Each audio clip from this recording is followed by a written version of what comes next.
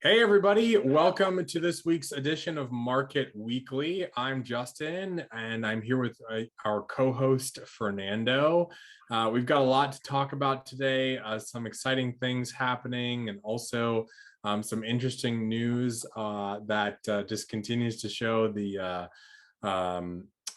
corruption and also just the persecution that the centralized financial system rains down on everyone who chooses to participate in it. And yeah, we got a lot to talk about today. So without further ado, Fernando, how are you doing today? Hey Justin, I'm doing very, very good. Thank you for asking. Yeah, as you were saying, we're going to be talking about a lot of interesting stuff going on in the world, Hmm. not just in crypto, in general. So as usual, I'm going to be sharing real quick my analysis of the market.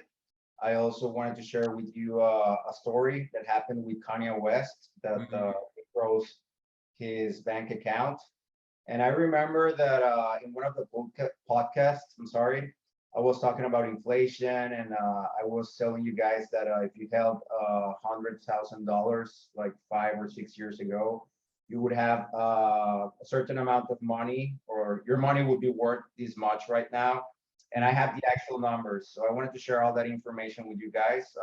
This podcast is gonna be a really good one. And yeah, so before we get there, let's start by sharing my quick market analysis. Let me just I'm gonna go ahead and open my trading view portfolio. There we go. So here we go.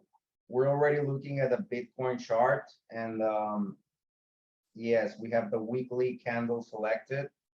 For those of you who are not familiar with how to work with these tools like trading view, so when we go here on the top left, we have the option to select minutes, hours, days, weeks, months. So whenever you select any of these ranges, what it does, it changes the chart, the candles. So every candle represents one of whatever measure you select. So if you select, minutes or days or weeks, every candle is going to show you a range. If you selected a day, a candle is going to show you a day. If you selected a week, a candle is going to show you a week. And so yeah, so I went ahead and selected the weekly candles. And as you can see, as we've been saying on the previous podcast, it's been a very steady market recently for the last 5 weeks already. The price of Bitcoin has been very steady. We've been ranging between 20K and 19K. So, I mean, this is not necessarily a good or a bad thing. It is good because what this means is the price of cryptocurrencies in general are less volatile in these days. And then we have other, fiat currencies and stocks like Apple or Tesla that are more volatile these days. So this brings a fresh, good perspective on Bitcoin because, like I'm saying, it's more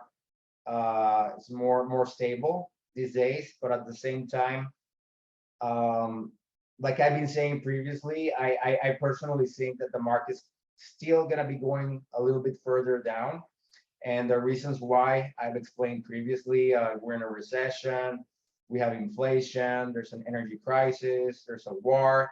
So at any moment, in my personal opinion, my personal analysis, I'm expecting the final drop to happen this month of October. And this yellow area is where I'm expecting Bitcoin to go down. I actually have a chart that I wanted to share with you guys. This is from the bear market on 2018, and this is from the bear market of 2022. So as you can see, the movement is very similar.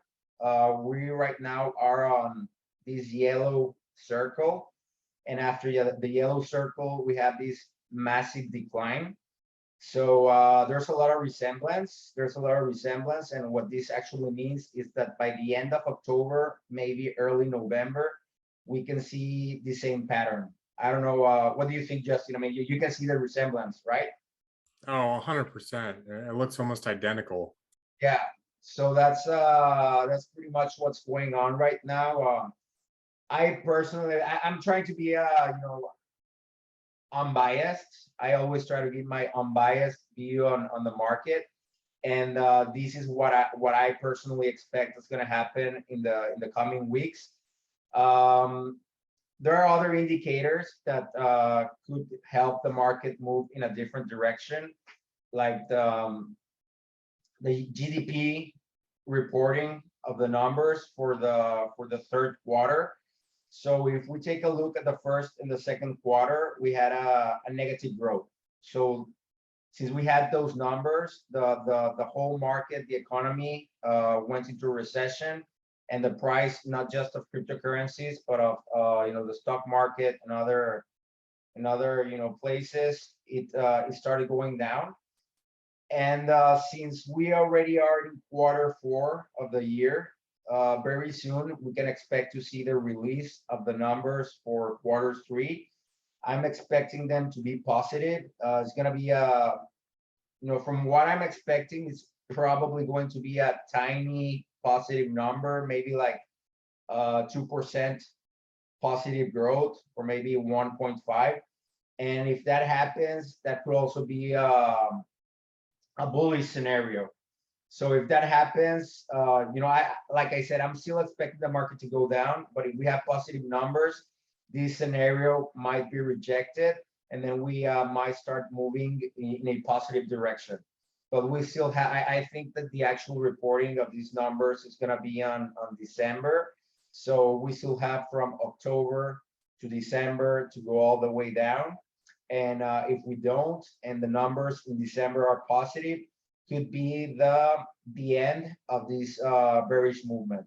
But like I said, we still have a few more weeks to find out. My insight into the market right now is still bearish, and I hope that we still go down, because I have some money on the side that I want to use to buy more Bitcoin and Meta One and other cryptocurrencies. So yeah, that's pretty much what I expect the market to be doing in the coming weeks, months. And let me show. Oh, here actually I have here the actual date when the GDP is gonna be released, and it's gonna be on December 22nd.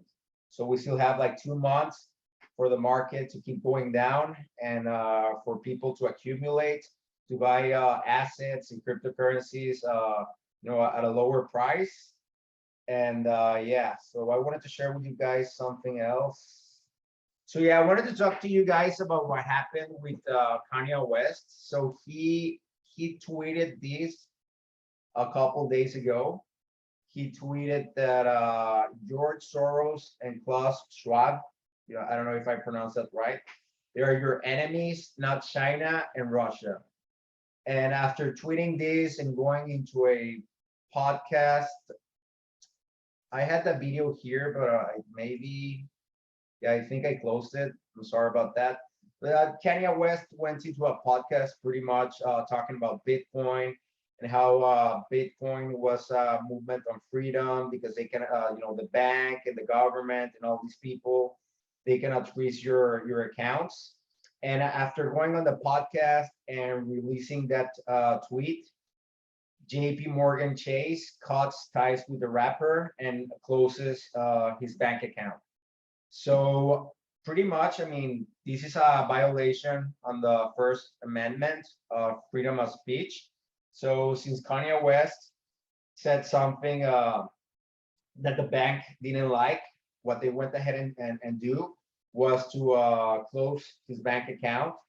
So this is a direct violation on your freedom, because whenever you say something that the bank or the government doesn't like, they're just gonna freeze your bank account, and they're gonna take your money away from you. And that's I believe that's the highest level of oppression any human being can encounter. Because if they freeze your money, they freeze your bank account, there's nothing you can do anymore. How are you gonna pay for rent? How are you gonna pay for groceries? How are you gonna pay for your children's school? How are you gonna survive?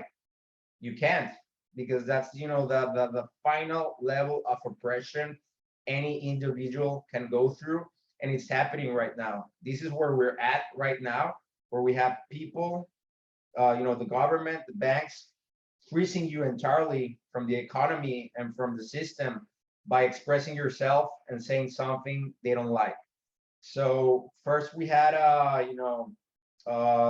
believe in the previous podcast we were talking about how PayPal was going to start charging you $2,500 if you said anything. They saw us misinformation. We have PayPal, then we have the banks, and then we also had a scenario with the Prime Minister of Canada where he was kicking his political opponents out of the financial system if they were saying things that he didn't agree with. And I actually have an article here stating what happened, that Trudeau was freezing the bank accounts of the truckers and other political parties when we had the whole vaccine situation going on, that he was saying that people that did not take the vaccine, that there were terrorists, and that they're going to be silenced and whatnot. And a solution to this problem, problem quote unquote, was anyone that was against taking the vaccine for COVID.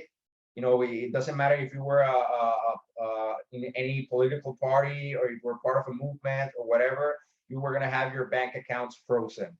So we have political parties, we have PayPal, we have banks pretty much striping away our freedom of speech. If we do not agree with them, they just close our bank accounts, and that's it. Game over for us. So this is a direct violation on the First Amendment, and this is happening right now as we speak. All of these things that I'm talking about are happening days ago, weeks ago.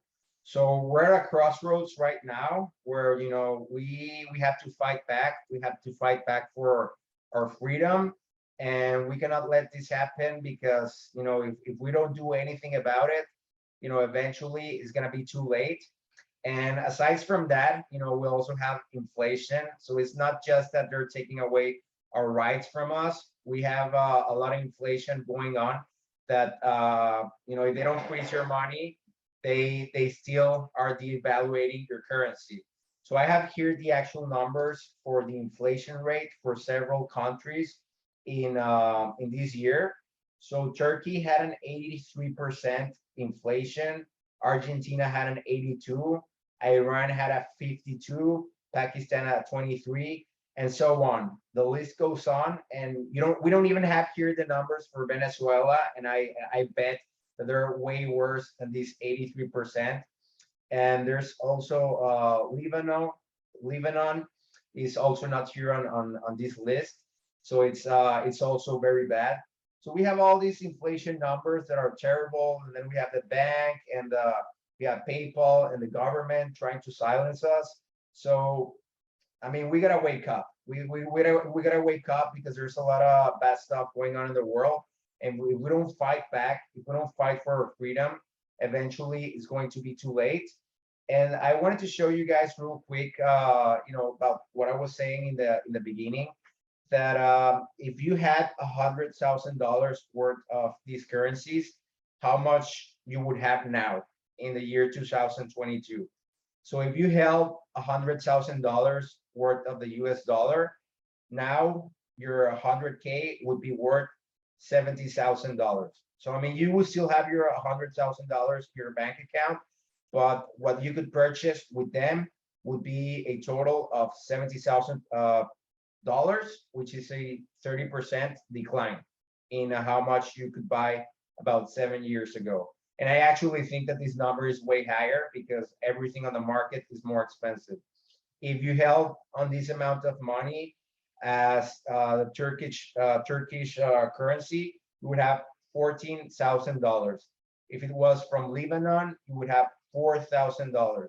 If it was the Argentinian peso, you would have $3,000. If it was a Venezuelan currency, you would have 20 cents. So from $100,000 to 20 cents. And if you held Bitcoin from 2015 until today, you would have $5.9 million. So there we go. I mean, that's what's happening right now. The government right now is clearly not behaving as your friend, and the economy is very volatile. I mean, if you don't protect yourself, your hard-earned money is gonna be worth nothing by the time you want to retire. So you have to protect yourself, and you gotta fight for your freedom, because things are very crazy right now, and I cannot tell you what's gonna happen, next year or 5 years from now. So I don't know if you want to add anything to everything that was just said now, Justin. Yeah, man. I mean, this is the world that we live in, unfortunately. It's crazy that you can't even say anything anymore that's not outside of the mainstream narrative. It doesn't matter what you're saying.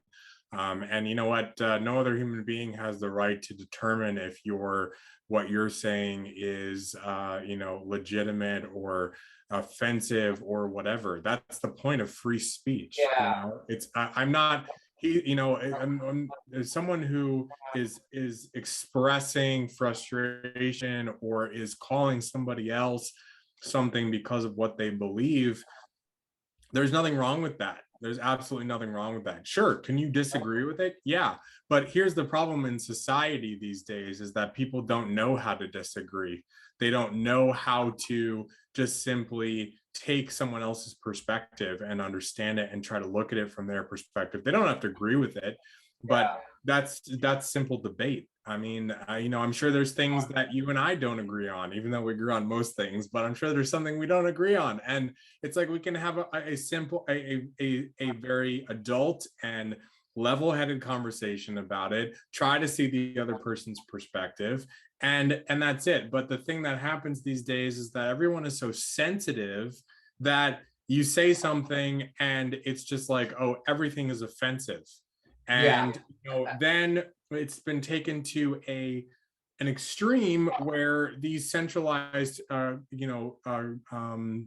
systems, institutions, they are simply just doing whatever they want. They, oh, I'm Jamie Dimon, I'm the CEO of Chase. Well, I'm going to shut down Kanye West's account today because he said that George Soros is your enemy and Charles Schwab. Come on, like that's insane. It's insane. And unfortunately, especially in the United States, the Constitution is not followed anymore. It hasn't been followed for a long time, and people need to stand up because you're 100% right. That is the highest level of oppression, when you cannot speak, you cannot voice your opinions. And all I have to say is, if George Washington, Thomas Jefferson, and our founding fathers, the founding fathers of the United States, were alive, they'd be rolling. They'd be so angry, because the whole concept of the founding of the United States of America was on getting away from taxation, getting away from oppression, and not being able to say what you wanted to say. Because in England and in other places in Europe during that time, if you said something that the king didn't like, you get your head chopped off. So, and basically we've gone to the same thing here, except that, in most cases, you're not actually physically being harmed, but you're being harmed even worse, because it's a psychological game. It's a financial game of how can we oppress people. Now, I don't think Kanye West has a problem right now with just his Chase bank account being shut down because he's a billionaire. But for regular people who, like you said, are working hard, like those truckers and others that have been persecuted, and the list of people who have been financially persecuted is probably longer than you can imagine. It's literally a horrible situation to be in, and it unfortunately makes a lot of people not even want to speak up and say what they really feel, because they're afraid of other repercussions, and that's not okay. And Yeah, I agree with you. We need to stand up. I don't care what you believe in, who you voted for, if you're a Democrat, if you're a Republican, whatever those labels are, it doesn't matter. I think that we all can agree that freedom is the most important thing on this planet, and we got to do something about it. And obviously, the centralized system has become a means for control. So let's do something different. Let's use blockchain. Let's use Meta One. Let's use other blockchain and decentralized um, solutions, because it's really the case. And for those who may be on the fence, I would love to share everybody. I would love to share this with everybody, because there is this is getting to a point where even kind of mainstream politicians are believing and really believing in the power of blockchain. So Nigel Farage was one of the architects of Brexit in the UK, and he was at Bitcoin Amsterdam last month. And this is an amazing article that I'll put in the show notes. But just a couple of quotes from him from this article really just goes to show exactly what's happening and what blockchain and what the power of blockchain really is. So a couple of things that he says is governments cannot come near blockchain. They cannot tell me what I can and cannot do with Bitcoin. And in that sense, it is the ultimate freedom. It is the ultimate liberty. And I couldn't agree with him more. I mean, I would replace that with Meta One. I think Meta One's better than Bitcoin, but it's just the fact that politicians are now seeing this. People who have worked in the system, and they're understanding this. And this is something that I get asked, and that we actually get asked a lot. Is people get concerned about, oh, this regulation is coming, that regulation is coming, etc., etc. And I want to make it clear to everybody, it doesn't matter what any government does. Can they regulate the fiat side of things, where people are coming in and out of cryptocurrencies into regulated fiat? Yes, they can. But can they actually regulate things like Meta One Coin, Bitcoin, etc.? And I would argue no, because it is decentralized. It is impossible to take down. If you wanted to take down the Bitcoin network, you would have to go to every physical computer on the planet that is housing a Bitcoin node, and you have to destroy it, or you'd have to take the entire internet down. And those things are very difficult to do, even for centralized governments. So this is why this is so powerful. People think that it's a speculative investment, etc. It's not. This is the future, and this is how we win the game. This is how we get a hand up. This is how we restore our freedom. Because if these people can't control us financially, they don't have anything on us. We see that every single day. So this is just, I just thought this was really awesome.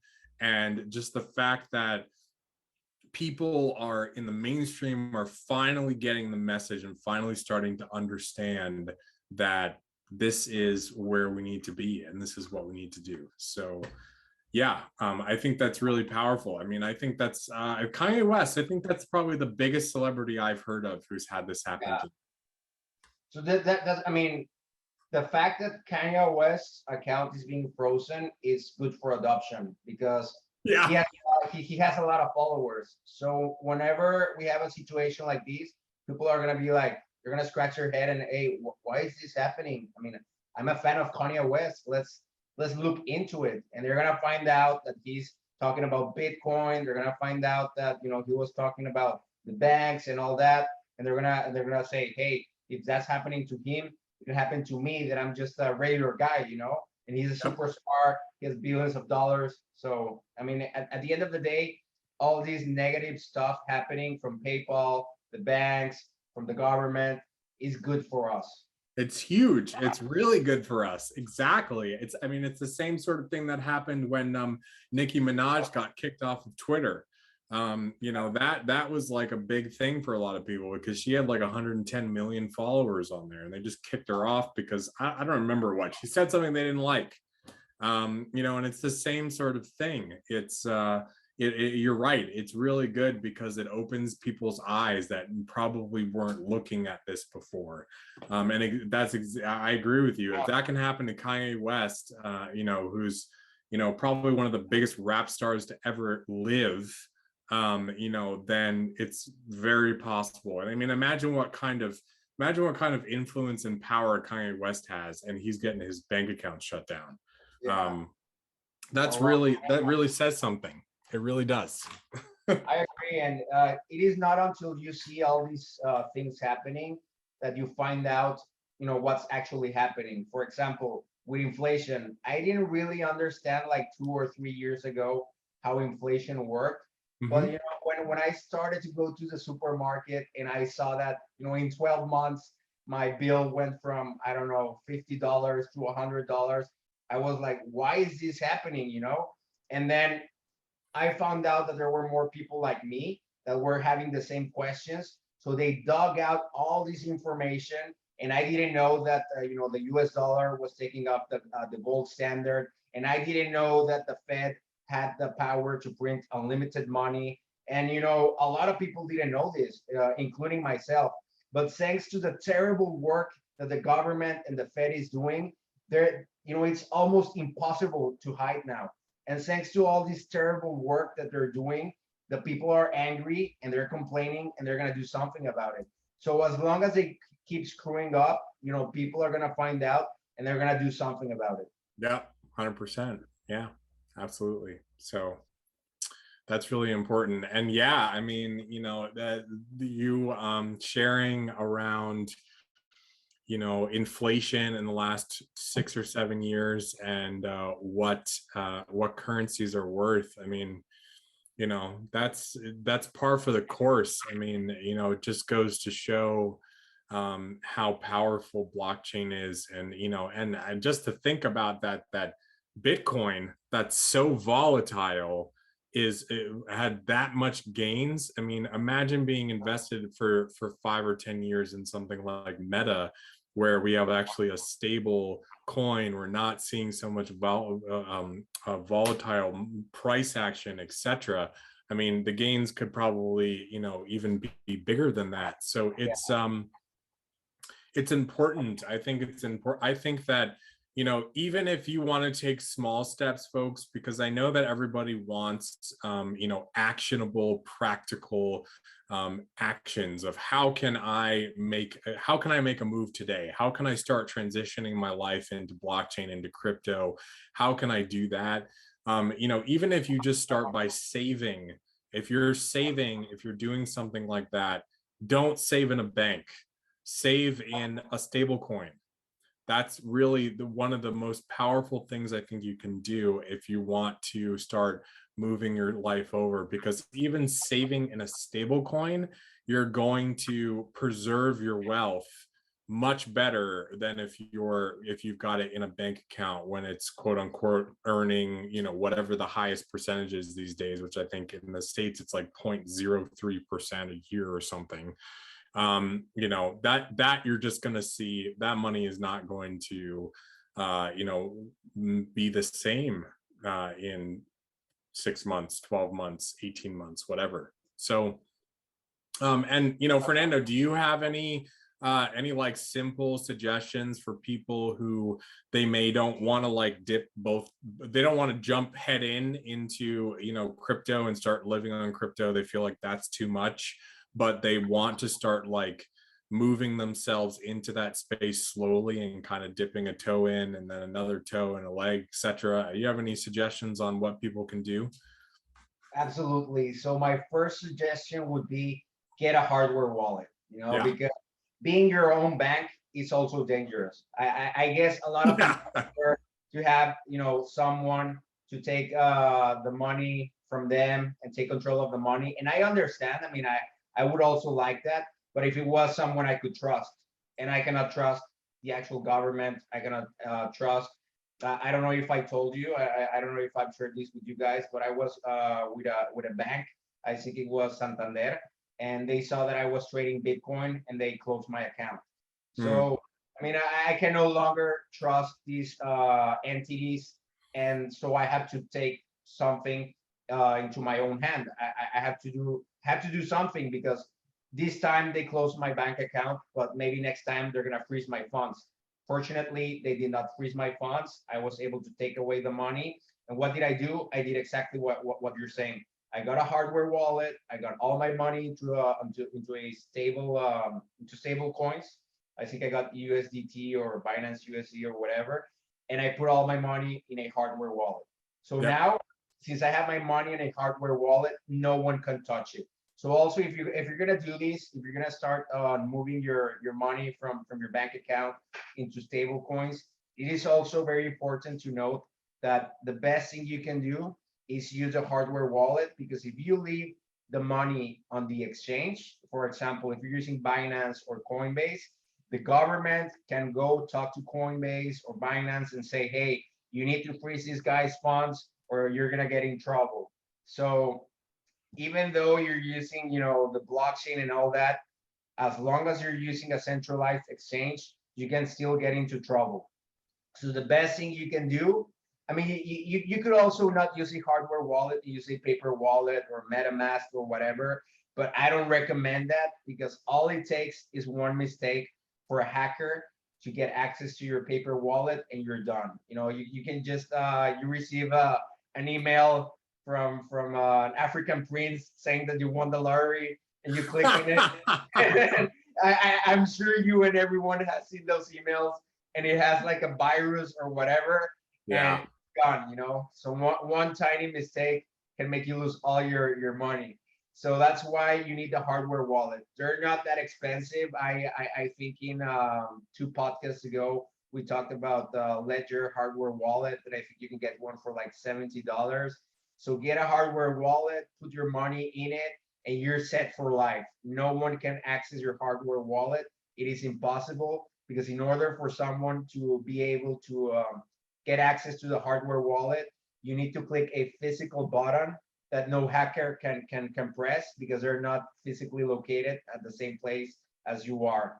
So that would be my recommendation to you and to everyone listening, that if you want to make the transition from bank accounts to stable coins, just get a hardware wallet. And there's if you're not 100% sure how to do it, you can go to YouTube and you can learn about hardware wallets, or you can go to the website of ledger.com. I don't know if it's .com or .io, but there's a lot of information available. Or if not, maybe you can drop a comment and ask us to talk more about the subject, and we can do it. I mean, it's totally, you have a lot of options. But yeah, that would be my recommendation to anyone wanting to make the switch from the bank to stable coins.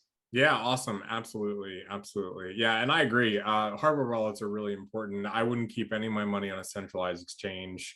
I would either keep my money in two places, a hardware wallet or a on a cloud wallet, a Meta exchange, simply because Meta is different. We have, we're decentralized. We don't hold your keys. That's the really concerning thing to me and everyone else for centralized exchanges like your Coinbase, etc., because those exchanges, they don't actually share their private keys with you. Your private keys with you, they keep them, they hold them. It's custodial, and so that's the way that they shut accounts down all the time and block them, etc., etc. So that's really important. But ultimately, yeah, hardware wallet is really important, and that is something in 23 that Meta One will have functionality, enabled functionality for hardware wallets to interface with Meta One via the wrapped Meta One token. So that's really exciting. And also, we're going to be working on native Meta One for Ledger support and other hard wallets. So I agree. I use Ledger all day long, and I love it. And I think that's a great first step for everybody. So everybody who's like, what do I do now? I need to get my money out of the bank. Get it converted into a stable coin. Meta, USDT, if you have to. But it's just going to be way better for you in the long run. And then that can be sort of your start to using crypto, with the goal of one day being able to use crypto for everything, which we're getting closer and closer to that. And the more and more that we have these things like Kanye West happen, etc., that it accelerates adoption, that drives demand for new technology and new applications to be developed, and new adoption in the business space, so that we do get to a place where we can pay using almost everything in crypto. And we're very close to that. There's actually ways that you can do it now.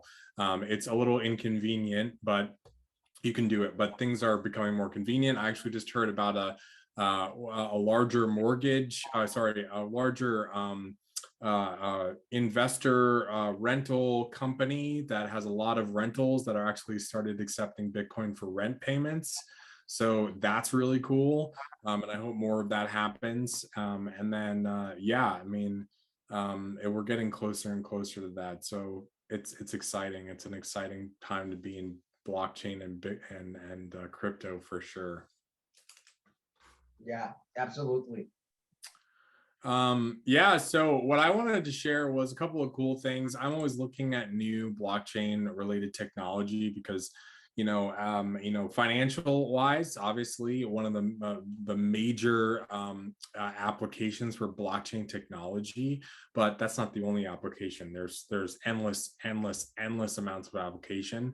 One of the other really powerful things that I see is blockchain voting systems, because this eliminates corruption within the actual election of politicians. So this really could change the game. And I really think it's cool that we have kind of the first country, Greenland, starting to look at this. So they have basically teamed up with Conundrum, Cobra, Artheus University, and the Alexandra Institute and IT University to be able to create a blockchain voting system for all of their elections. So I think this is really, really cool. One of the reasons that sparked this is Greenland, where people live is so spread out. There's so much just emptiness there that it takes hours and hours for people to get to the voting stations. And so that's obviously a big obstacle. So they're looking for a digital way where people could vote in their homes, but do it in a very secure way, because that's the biggest problem with digital. We saw that in the 2020 election here in the United States, where there was just massive corruption because of these voting machines that were digital computer, because there's all these back doors, etc., that people can hack in and change votes and all that kind of stuff. And that's been happening in the United States for a long time. But if we were to go to something like this, it would be amazing, and really, I think, could change the system. So this is really cool. What do you think about this, Fernando? Oh, I think that's amazing because, I mean, not only is Greenland going to be able to have a better voting system, but Yeah. they're gonna be like, what's it called?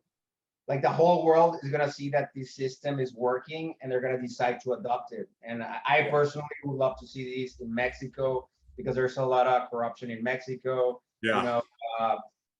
People don't even know who voted for who, because whenever they get all the ballots and all this stuff, they can just change whatever information, or the reporting of the numbers can just be something different to what actually happened.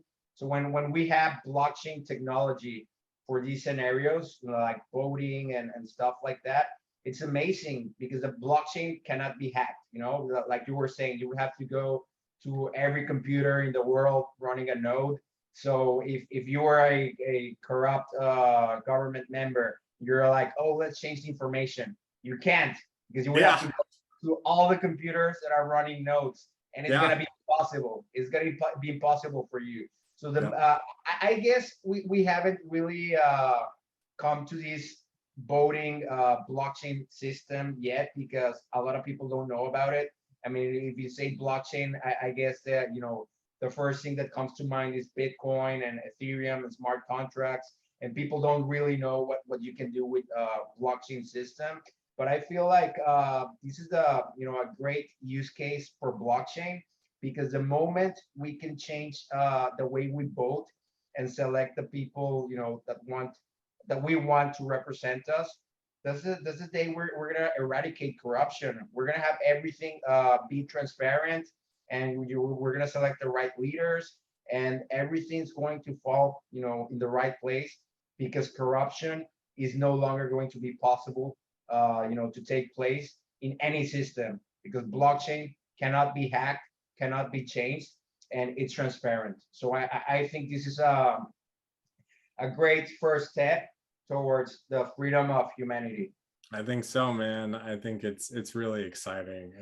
It's cool to see. And yeah, I agree with you. And yeah, the application for blockchain is just endless. There's just so many applications that can be used for. And it's funny because we do all of this really, really crazy, very complex stuff on the financial side with blockchain applications.